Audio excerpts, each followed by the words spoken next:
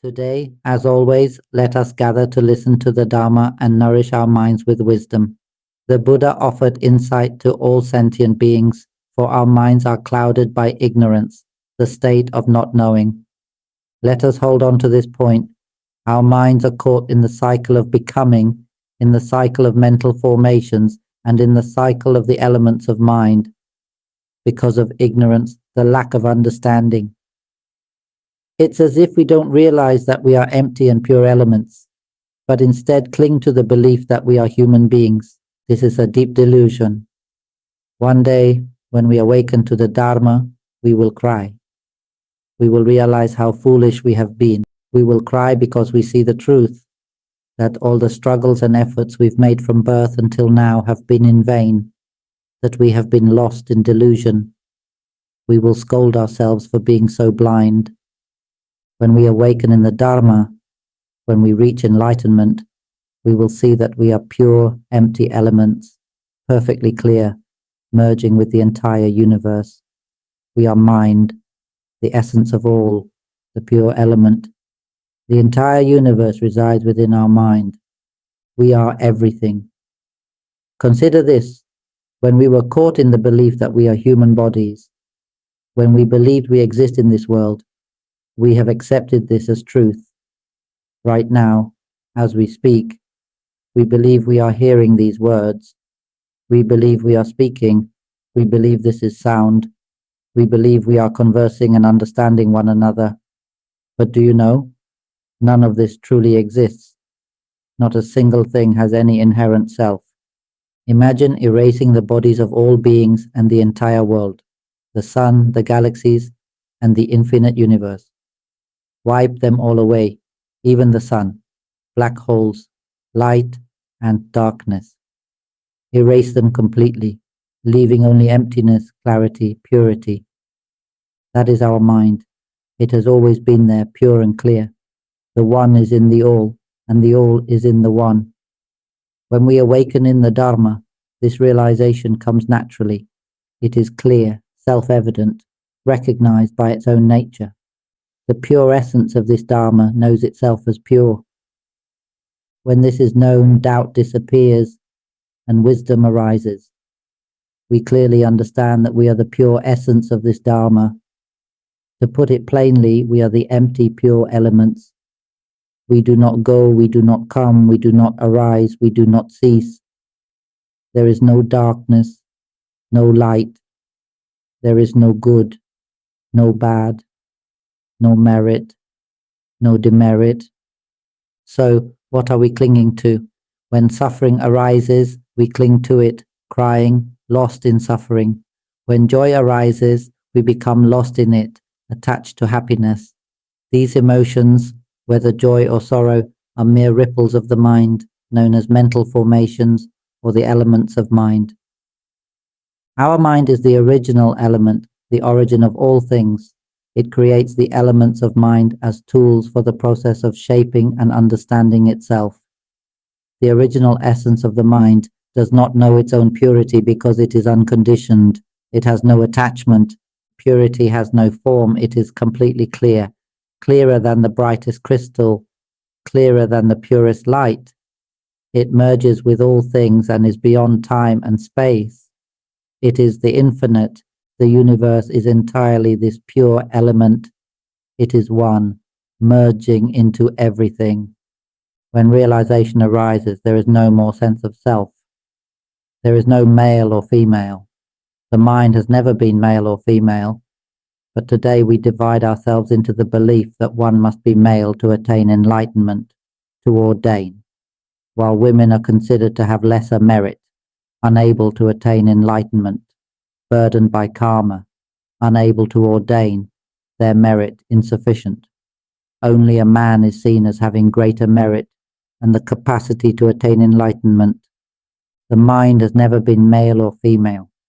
This is the first thing to understand clearly. The empty, pure element, which is the origin of all things, does not go, does not come, has never been born, and has never died.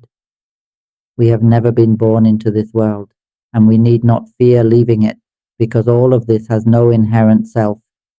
It exists only because we believe in it. We believe in this sound, we believe in the mental images we form, and we believe in these emotions. These three, sound, images, and emotions, are merely elements of mind, mental formations, created by the mind which is clouded by ignorance, by not understanding, which has created these mental formations and elements of mind. These are like a subtle body, used for the purpose of conditioning. It is like when we travel outside the world, we need a spacesuit. When we dive deep underwater, we must wear diving equipment with an oxygen tank. These tools are temporary, used to learn about the world beneath the surface. When we dive underwater, we see the life of the underwater world, how creatures breathe through gills, filter air from the water, how they swim with fins, how they eat by swallowing whole, the structure of their teeth, their excretion, reproduction, and the various underwater plants and animals. Some creatures need to surface to breathe before diving back down. Others live entirely underwater without ever coming to the surface. We understand these stories, and then we rise to the surface, shedding the diving equipment. We have learned what we needed to learn. This is how we learn. When we dive underwater, we observe and remember everything. We use thought and memory. We think and we remember. This can be uncomfortable, but it is fine. We rely on thought and memory to learn about the underwater world, holding on to that knowledge. When we surface, we discard the equipment. We return to being land creatures as we were. We cannot live underwater without the proper equipment. We return to our original state as land creatures. Dharma is merely a process of learning. We use tools to understand and then we finish.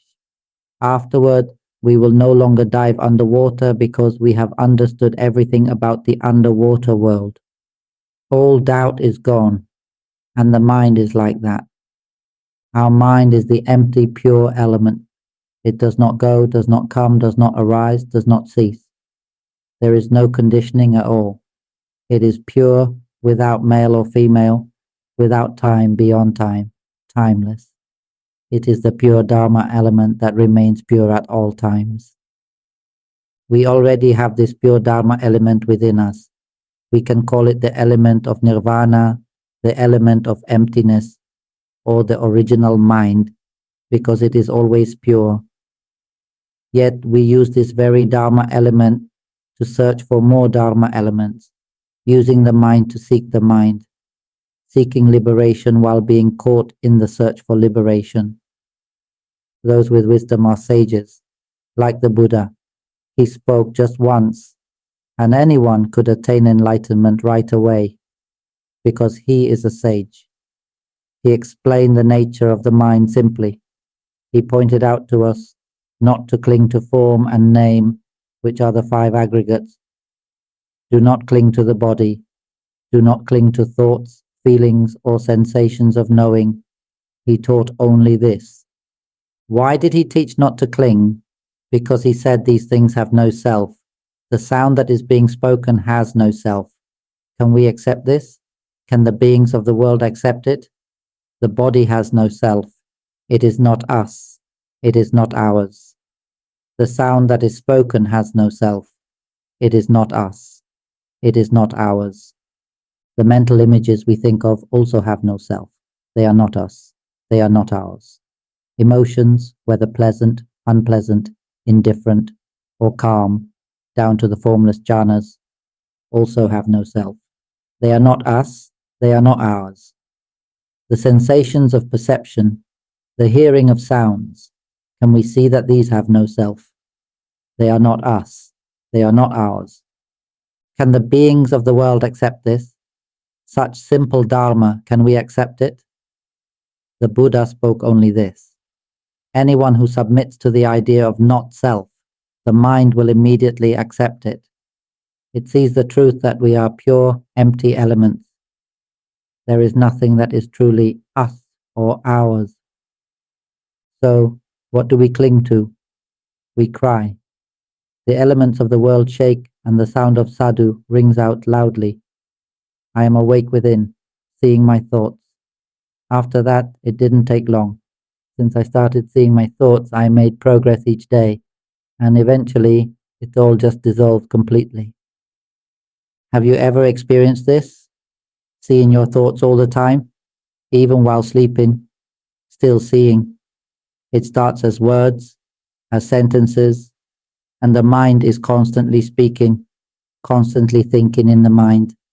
It starts as sentences and becomes more and more detailed until it becomes just words, words, words.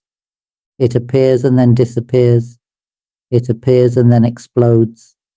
It ripples up and then bursts like a mole popping out of a hole. It pops up and is struck. Every word that ripples in the mind appears and explodes, appears and disappears, and I could say this, but do not seek to see the arising and passing. I am not teaching about arising and passing.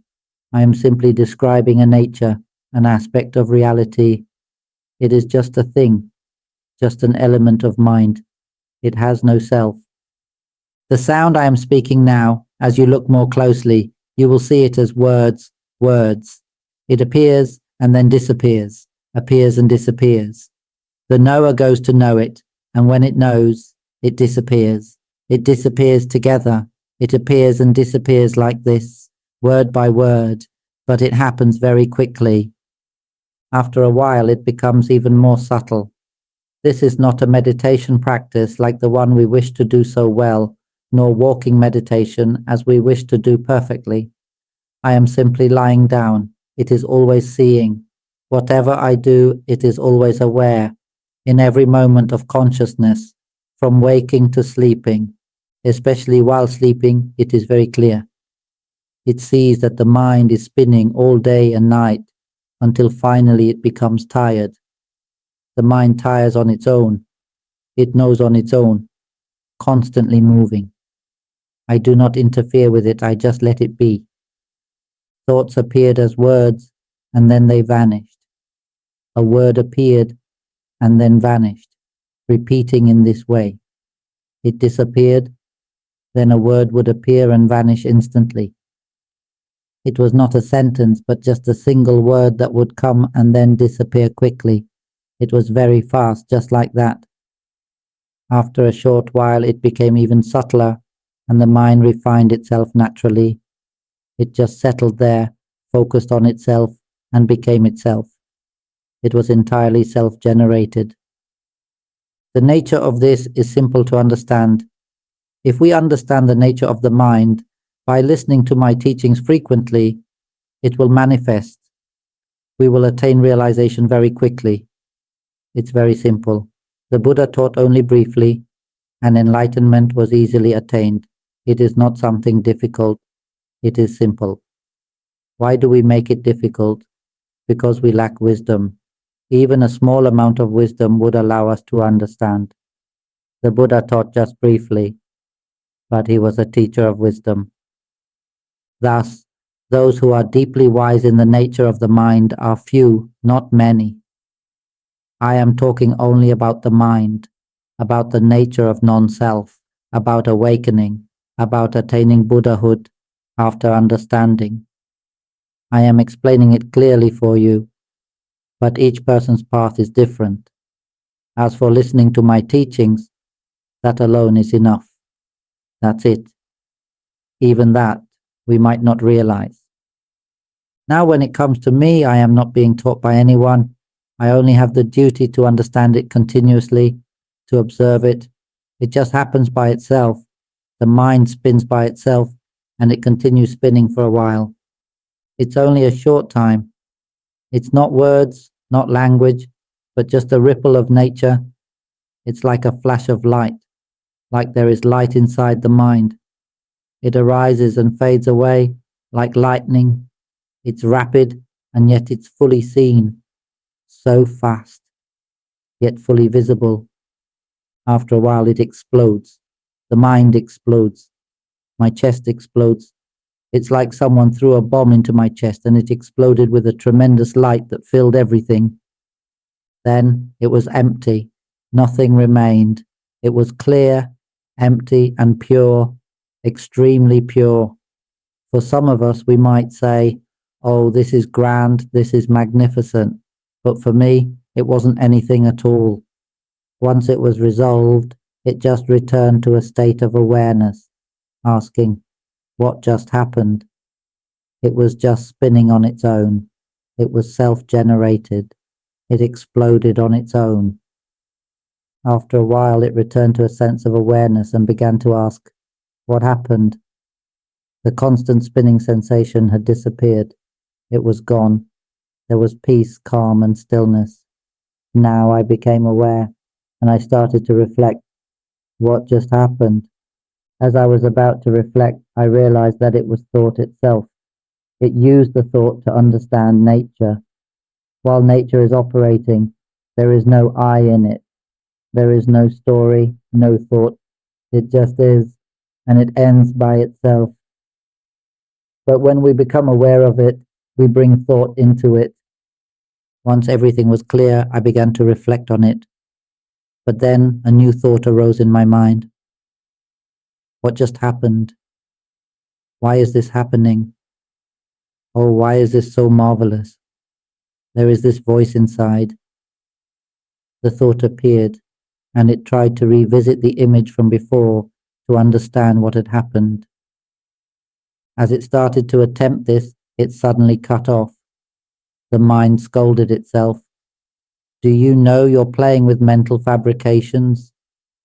What could I do with it? What could I look at? The mind asked and answered itself. What is there to see? It's all gone. It's past. What's there to look at? What more do you want? The Dharma has already manifested and concluded. What is there left? I thought, well, there's nothing to worry about, and I lay back down. It felt peaceful. Since that day, the mind has continuously declared the Dharma. It knows everything. If it were any of us, we would feel grand and marvelous. We would think, I am great, I am skillful. But for me, it was just, oh, okay, that's it. Since then, I have respected the Dharma deeply. I used to speak the Dharma in a way that the world liked. I spoke well, following the teachings of the traditional scriptures, following what the old teachers and practitioners had taught. In the past, I was very good at it. But after that, I couldn't speak like that anymore. All those teachings lost their relevance. The only thing I could speak about was the nature of non-self. I could only talk about the mind. I had no right to talk about anything else. This understanding is what enables us to attain the Dharma quickly. If we understand our own mind well, the Dharma is simple. It's not difficult. Everyone has a mind. Whether we are children, the elderly, disabled, men or women. Anyone can attain the Dharma 100%. Remember, the Dharma is our mind. We do not need to search for it elsewhere. We do not need to look for the Dharma in any place, because the Dharma is our mind. Everything is already complete within our mind. Our mind is the most important, the original element, preceding all things. We just need to set our resolve with sincerity, to wish not to be reborn. Do we know what not being reborn means? Not being reborn means realizing that the voice we hear is not truly us. This voice that is speaking right now, it doesn't truly exist. Can we understand that? The images we form in our minds, they have no true existence. All emotions, whether they are feelings of pleasure, displeasure, neutrality, or even the calm we seek so much, have no true existence.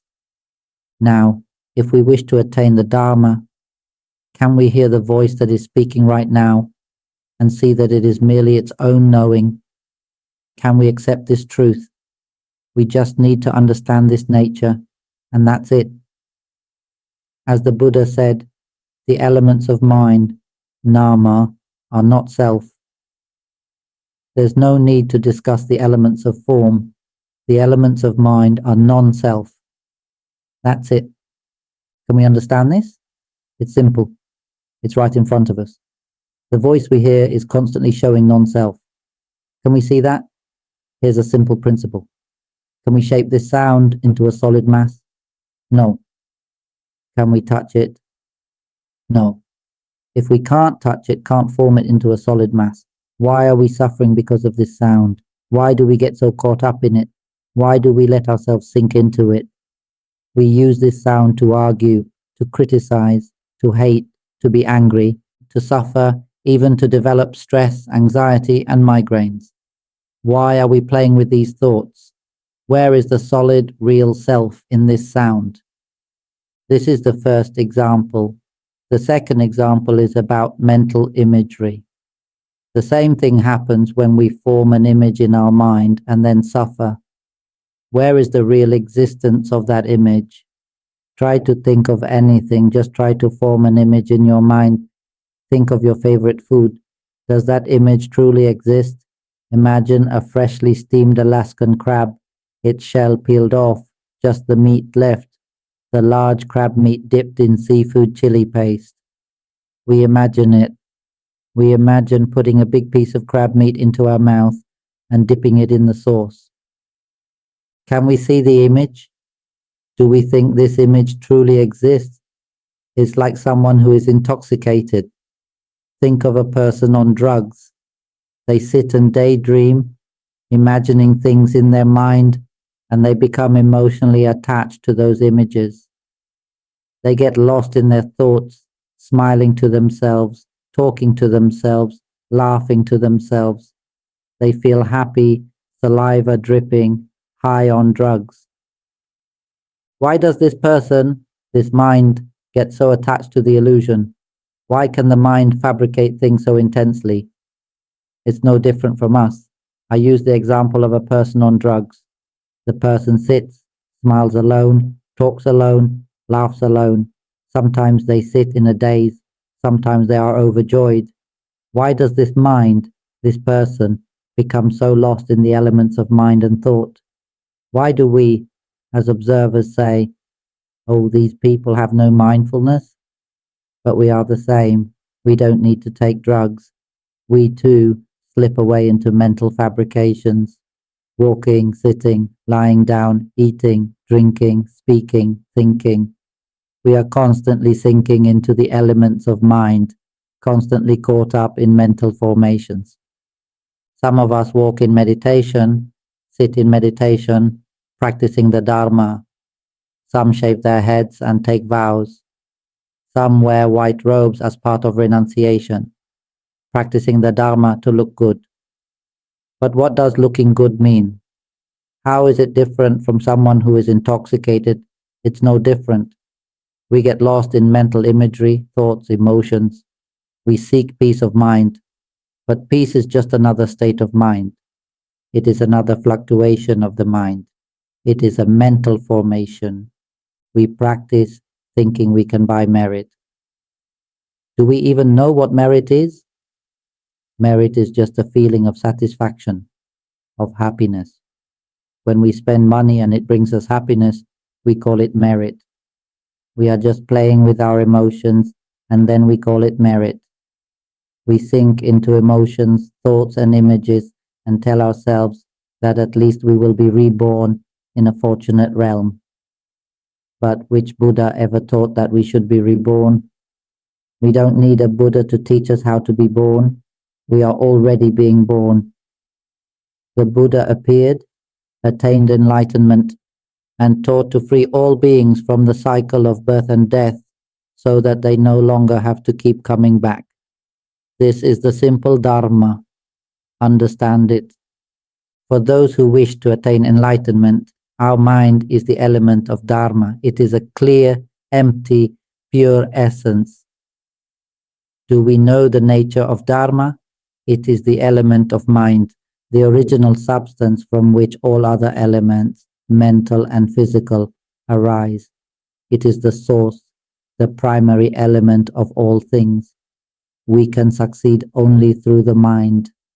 That is why I always teach you to make a resolution.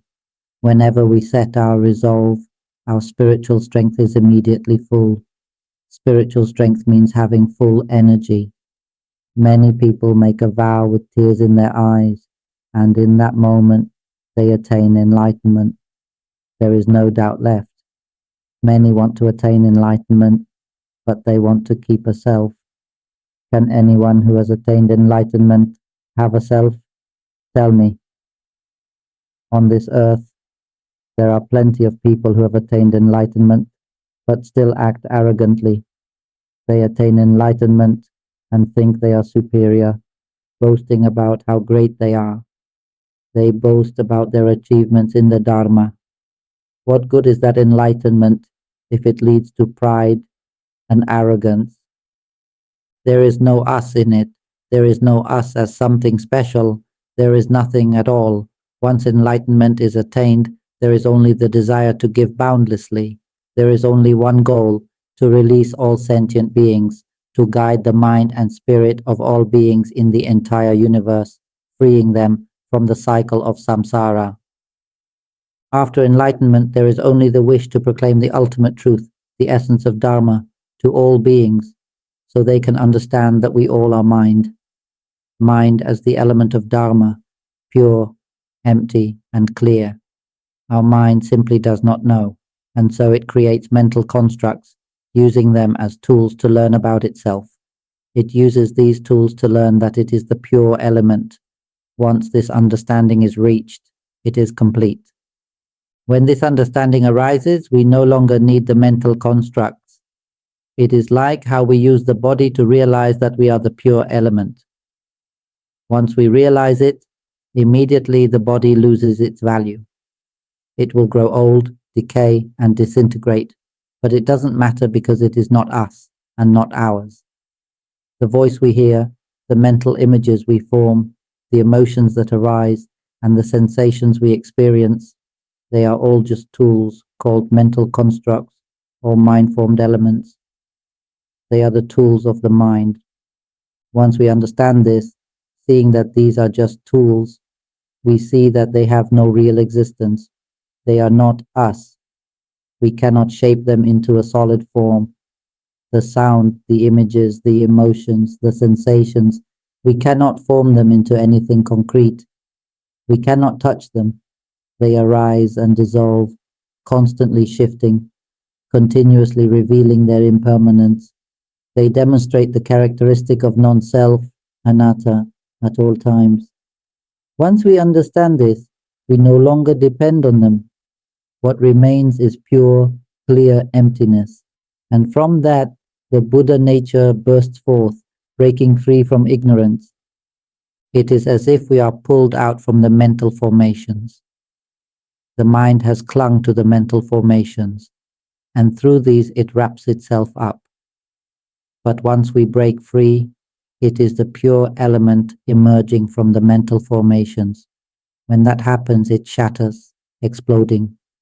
We will see the pure essence of Dharma, which is vast and light, like we no longer have a body. Can we imagine how empty it would be if there were no body? If there were no thoughts, no voice speaking, no emotions, no mental images, no sensory perceptions? These are simply vibrations, vibrations of emptiness. They don't know what they are. They are simply the ripples of clear emptiness, like the oscillation of the atmosphere or electromagnetic waves. Imagine that we are a pure mass surrounded by waves of electromagnetic fields. These waves vibrate, polarizing between positive and negative, light and dark. This is the nature of opposites, always in motion. But we are the clear and pure essence, the pure energy, the core element of our being. We are this element, but we have mistakenly clung to the mental constructs, believing that the vibrations on the outside, these opposing energies, are who we are. We created these vibrations as tools to learn about ourselves, but instead we cling to them. Sometimes we sit in a daze, sometimes we become overly excited, caught in our thoughts and emotions. Why does the mind of a person get so lost in the mental constructs, sinking so deeply into them? When we see this, we say, Oh, these people are mindless, but we too do the same. We don't need to get high on drugs. We walk and we flow into the process of creating. We sit, we lie down, we eat, drink, speak, and think, constantly flowing into the elements, constantly sinking into mental formations all the time. Some people walk mindfully, meditate, and practice Dharma. Some shave their heads and become monks. Some wear white robes as a form of renunciation. Does it look good? What's the point? What's the difference from someone who's high on drugs? There's no difference at all. They sink into mental images, sink into thoughts, sink into emotions, wanting peaceful feelings. But peace is also just a feeling. It's the rippling of the mind. It is a mental formation. We practice, hoping to buy merit with money. Do you know what merit is? Merit is the feeling of contentment, happiness. It's called joy.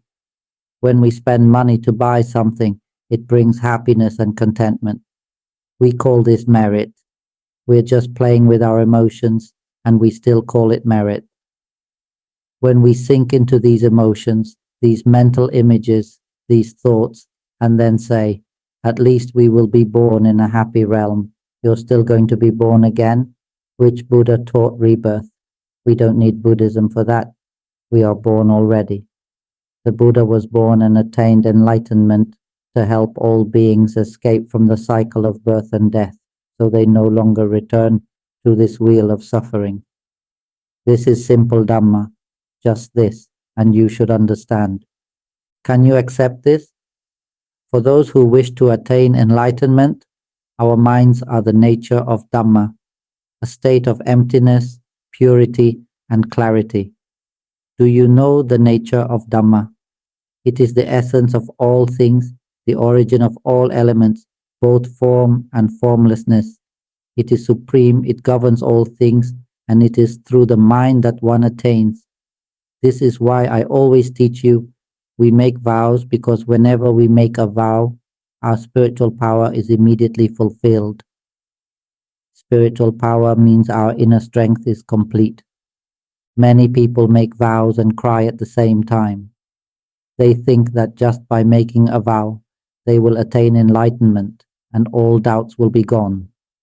Many want to reach enlightenment, but they still want to have a self. Enlightenment, where is there a self in true enlightenment? Tell me. Even those who claim to be enlightened in this world still act like thugs. Enlightened thugs, enlightened ones who think they are great on their own, enlightened ones who boast about their superiority, saying how great they are. But true enlightenment has no self. There is no self being great. There is nothing. True enlightenment is about giving without boundaries, with the sole aim of helping all sentient beings, the mind and the spirit, in the entire universe to be freed from the cycle of birth and death. After enlightenment, there is only the desire to proclaim the truth of Dhamma for all beings to know, that we are all minds, which are the nature of Dhamma, the pure and empty element. Our minds simply do not know. They create the elements as tools to work through, to learn about themselves, and use these tools to realize that we are pure elements. Once we understand this, it is finished. When we realize this, we no longer rely on the elements, just as we use the body to come to the realization that we are pure elements. Once we understand this, the body loses all meaning. It will age, it will decay, it will break apart. But we don't care, because it is not us, it is not ours. The voice we speak, the mental images, the emotions that arise, the perceptions we are currently experiencing, they are all just tools. They are called the elements, the mental formations. They are simply tools of the mind. When we understand this, we see that they are just tools. They do not truly exist as something separate. They are not us. We cannot grasp them as solid objects. the sound, the mental image, the emotions, the awareness. They cannot be formed into something solid. They are intangible. They appear and disappear constantly, ever changing, manifesting the nature of non-self. Once we understand this, we no longer depend on them. What remains is only pure emptiness, clear, pristine. And this will give rise to the Buddha nature, bursting forth, breaking through all ignorance. It is as if we have been torn away from the mental formations. The mind has clung to mental formations, and the mind creates them to wrap itself in these formations. But once we are free, we are pure elements, detached from the mental formations, and when this happens, it is as if everything shatters. We will experience a kind of explosion, and we will see the pure nature of Dhamma. It is vast, light, and expansive. It is as if there is no body anymore. How spacious is it? Imagine if we had no body. How empty would it feel? If there were no thoughts, no voice, no speech at all, no emotions, no mental images, no perceptions. All of these are simply ripples, ripples in the void. They don't know what they are. They are just the ripple of pure emptiness, like the ripples in the atmosphere, like electromagnetic waves. Imagine that we are a pure mass of energy wrapped in an electromagnetic field. That field ripples, oscillating with positive and negative charges, alternating between light and darkness, positive and negative.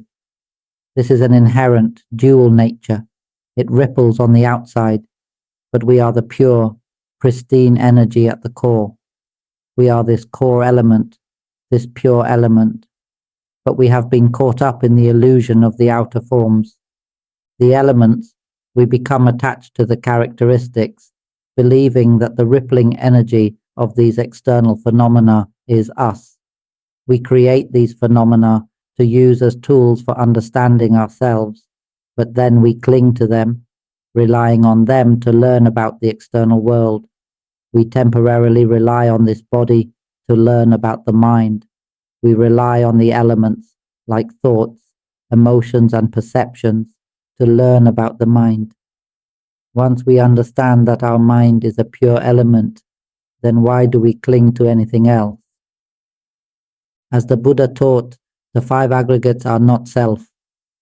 Once we realize that the sound we hear is just sound, that it is not our sound, it is just something arising, something fulfilling its role as part of nature, we see that this is not us. The sound is just a natural phenomenon doing its own thing. It does not belong to us.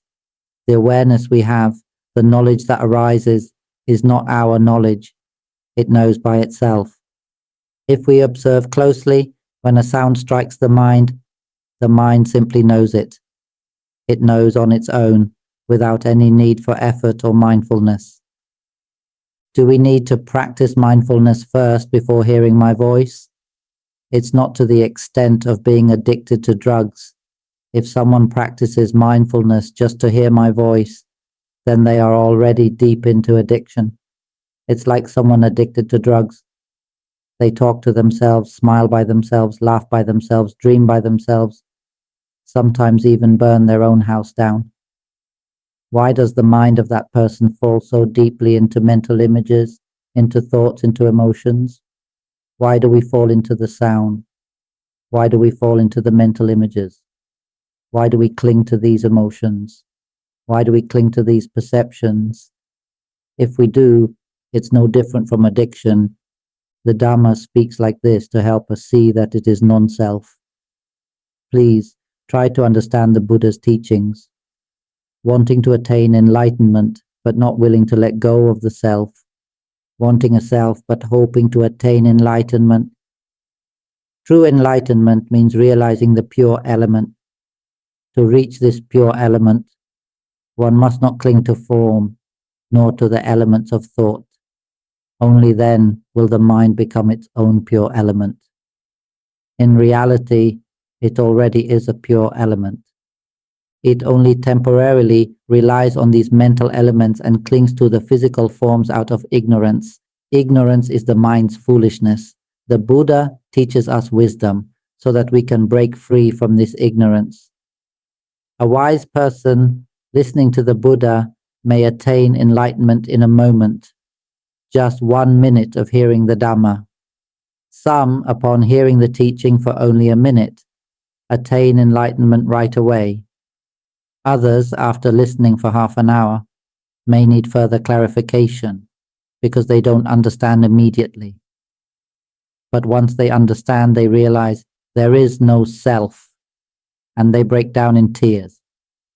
Once we awaken to the Buddha nature, we understand everything. Even in the presence of the Buddha, we don't need to ask. We will know. There is nothing greater than this. Life becomes utterly fulfilling, far more than winning the lottery 1,000,000 times over. When we imagine winning the lottery, say 3 million baht, we think it will bring us happiness. But the moment we receive it, we start to suffer. We begin to experience discontent even before we've fully grasped it. Thoughts arise. What should I do with this money? Oh, I need to cash it in. Will they rob me? Should I deposit it in the bank? If it's in the bank, is that good? Or should I take cash? Once I have it, what should I buy first? Will the people around me find out? Will they come asking for money? Will my relatives come to me? These are the worries that arise, known as the castle of desire. Afterward, life becomes chaotic. Sentient beings love this kind of drama. Do we enjoy it? Do we like these things? Sentient beings love these things, don't they? Do you know what they want? Sentient beings want bodies. Do they want to be a worm? Do they want to be a caterpillar? Do they want to be a gecko, a snake, a centipede, a millipede? Do they want to be a millipede or a cockroach? Do they want to be an iguana? Sentient beings love to have bodies, don't they? Do we want to have a human body? This is the nature of sentient beings. The mind is a pure, empty, clear element, but because of ignorance, it creates a subtle body, like putting on a transparent suit or a bubble. We are like a clear element, but when we put on this bubble, it starts to perceive.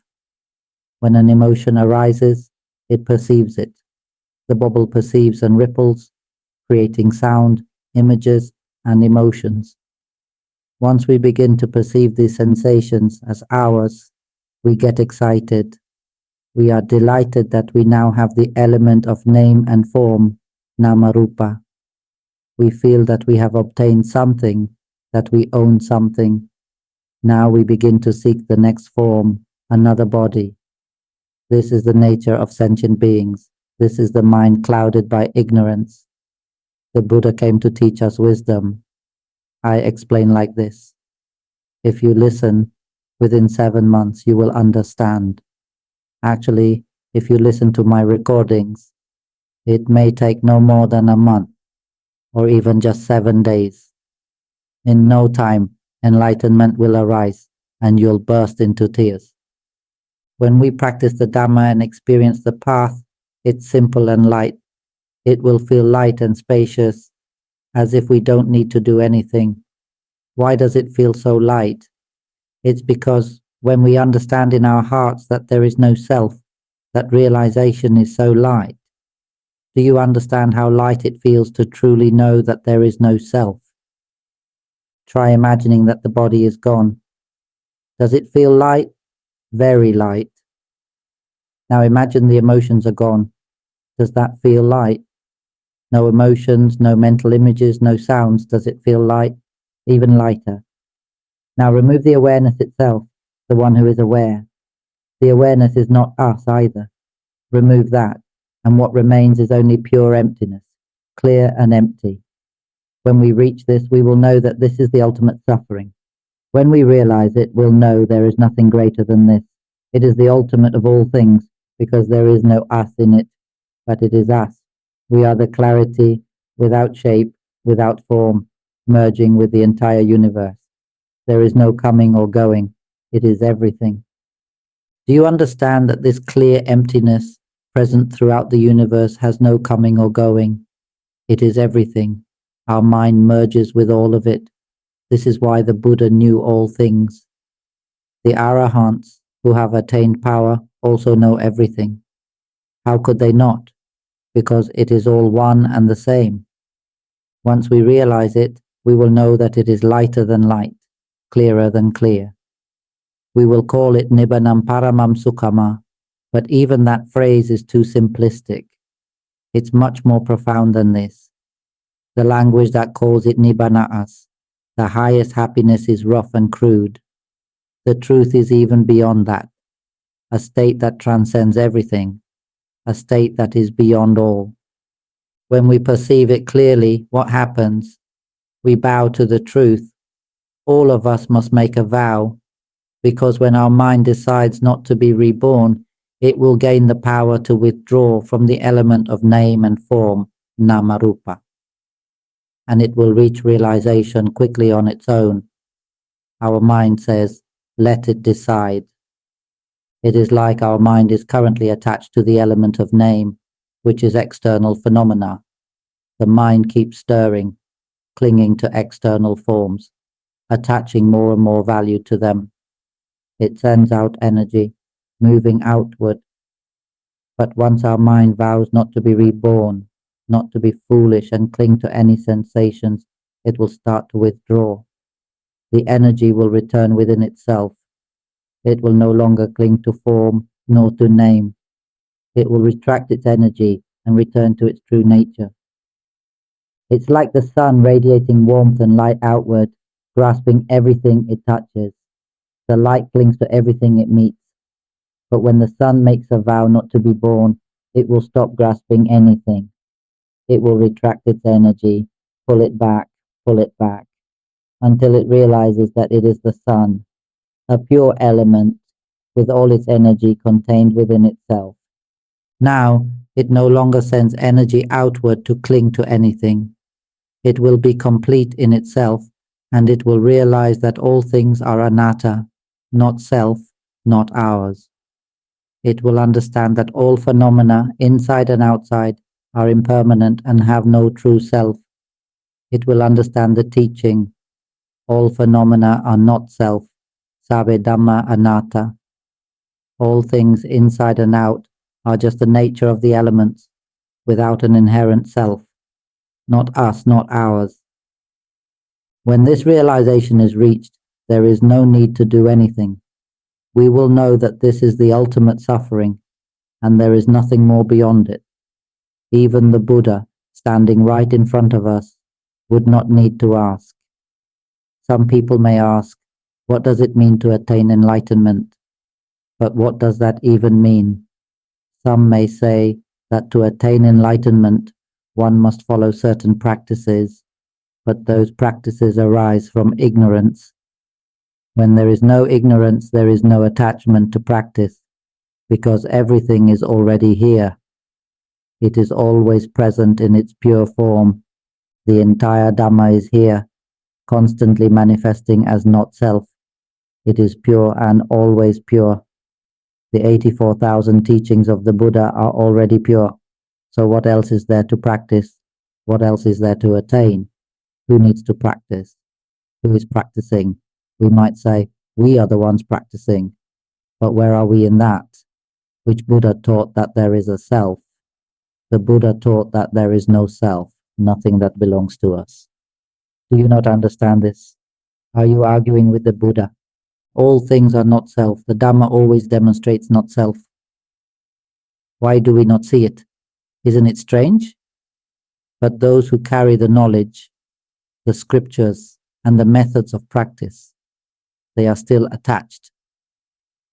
Practicing is like a person addicted to drugs. They are playing with mental images, playing with emotions, playing with thoughts. They want to escape from thoughts, don't they? They want to escape from mental formations, from mental images, from emotions, from sensations, from all suffering. So they turn to drugs. Once they take the drug, they escape from suffering and sit there smiling to themselves, laughing alone. We are like that. All beings are like that. Do you know what we do when we want to escape from suffering? We seek happiness.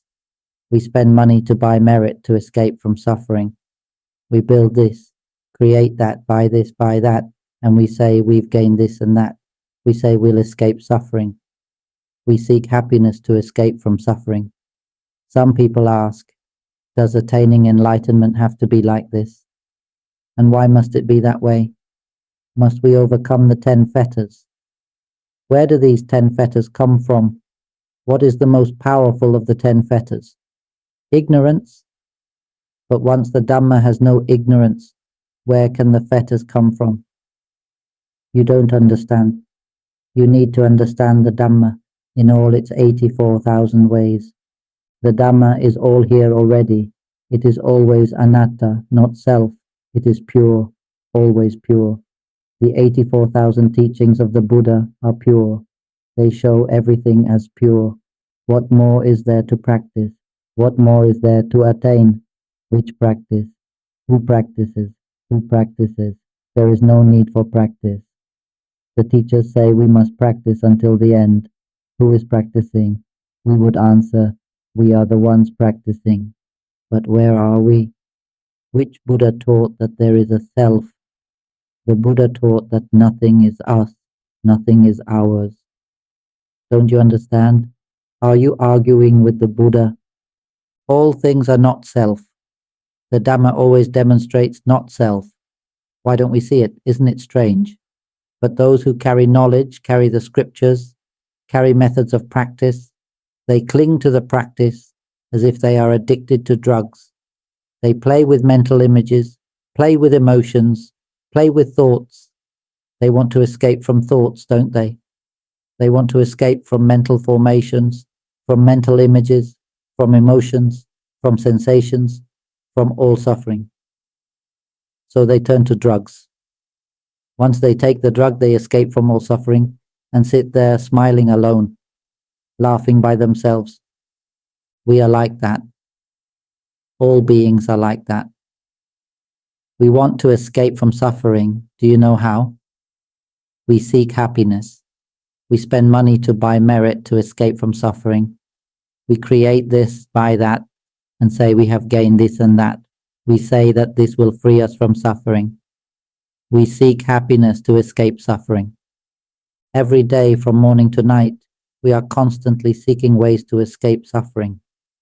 We try to make money, fill our houses, fill our cars, fill the world with wealth, gold, silver, diamonds. How does it feel? Are we free from suffering? Let's imagine that this world exists. Suppose there's a house made entirely of diamonds. Gold, diamonds, everything. I give this house to you. How much money do you want? Should I give you millions, millions, billions? I'll give it all to you. Will you be free from suffering? Do you want food?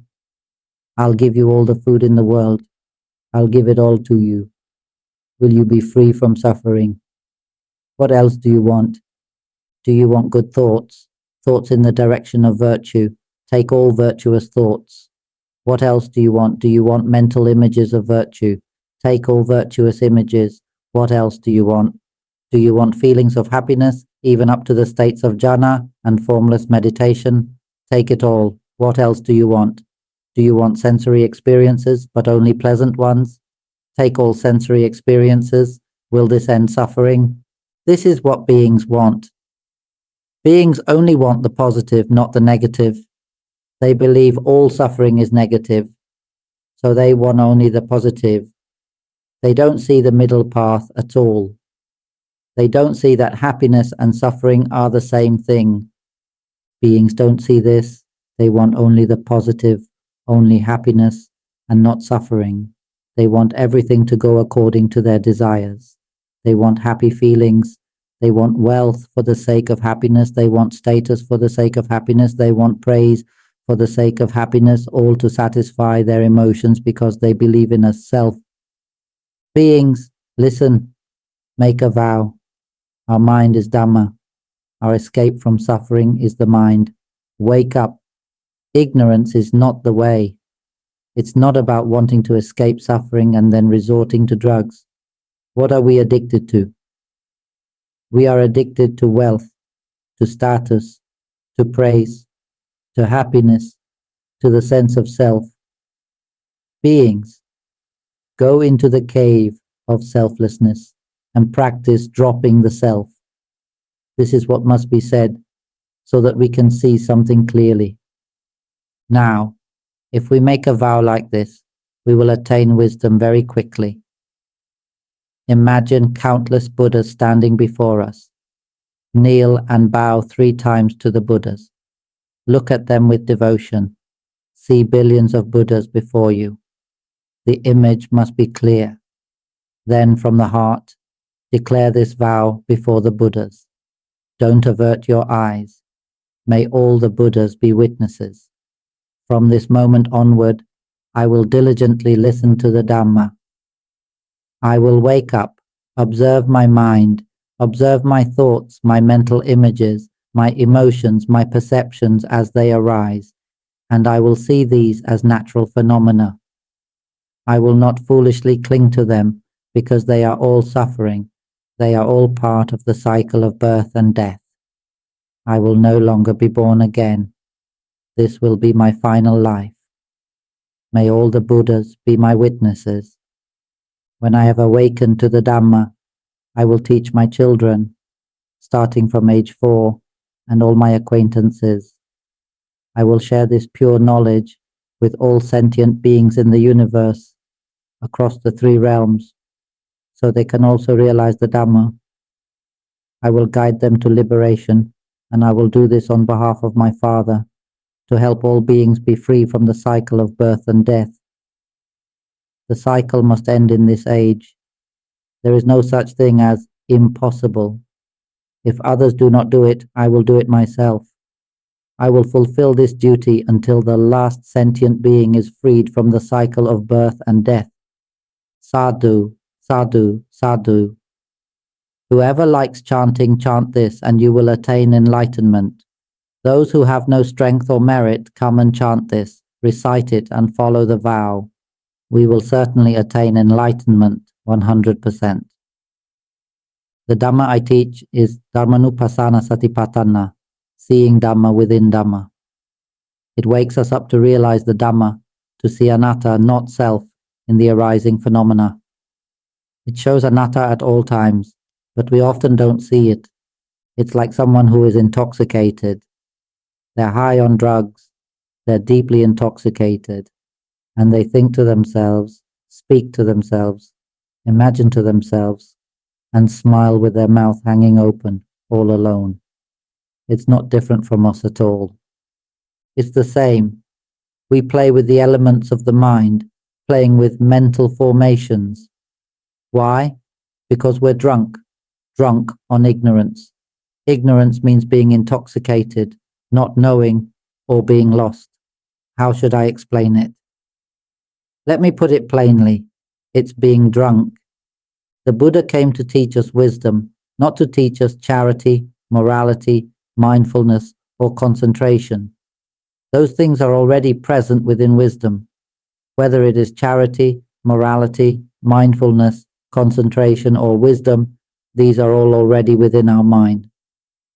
Once we make a vow, these 5 or 6 qualities, or however many, will arise naturally within us. Merit or spiritual power is just the energy of the mind. All of this will fill the mind completely. Once we set our intention to attain the truth, we will no longer foolishly cling to phenomena.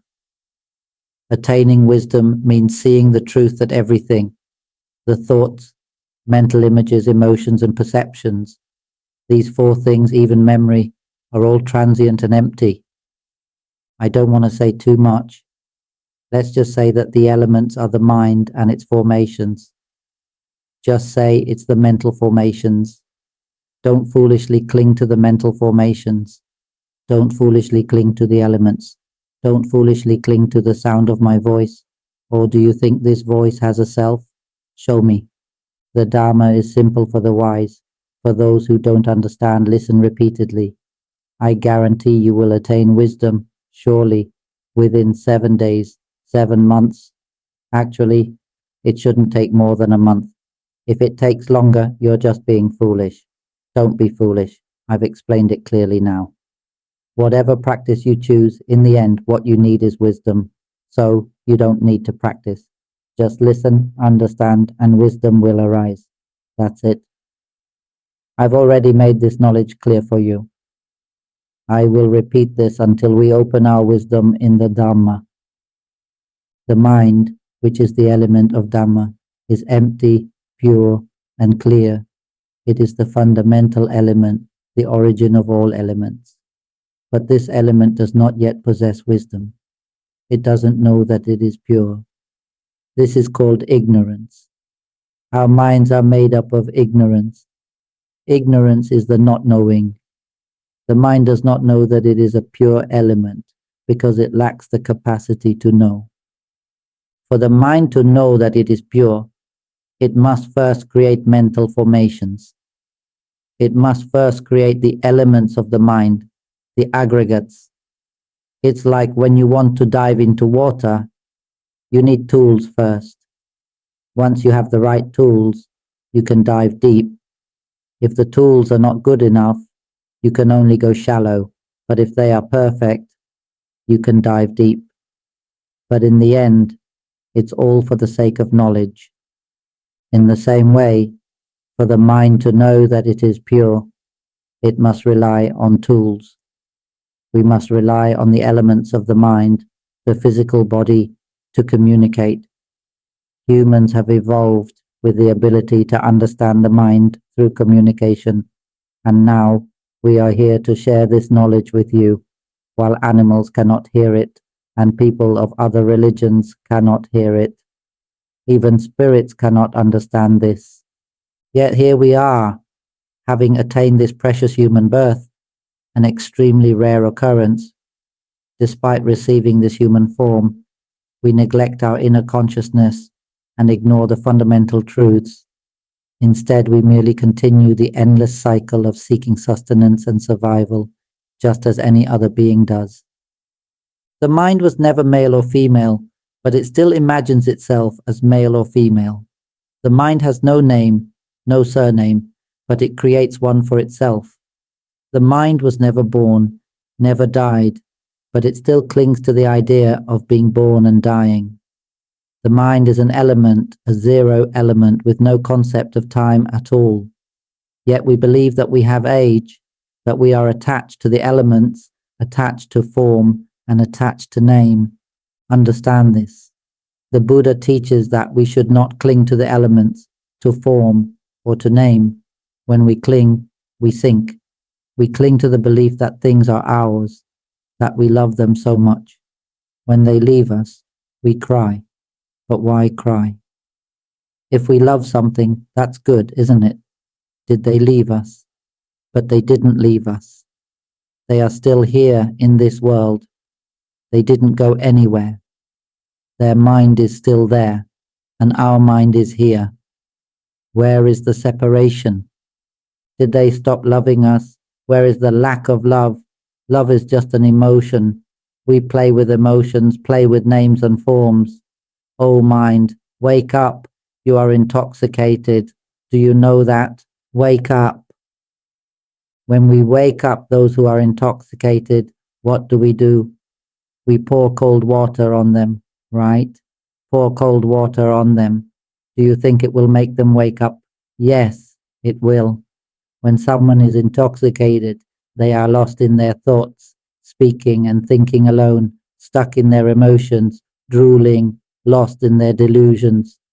When cold water splashes on them, they suddenly wake up. The intoxication fades, even if only temporarily.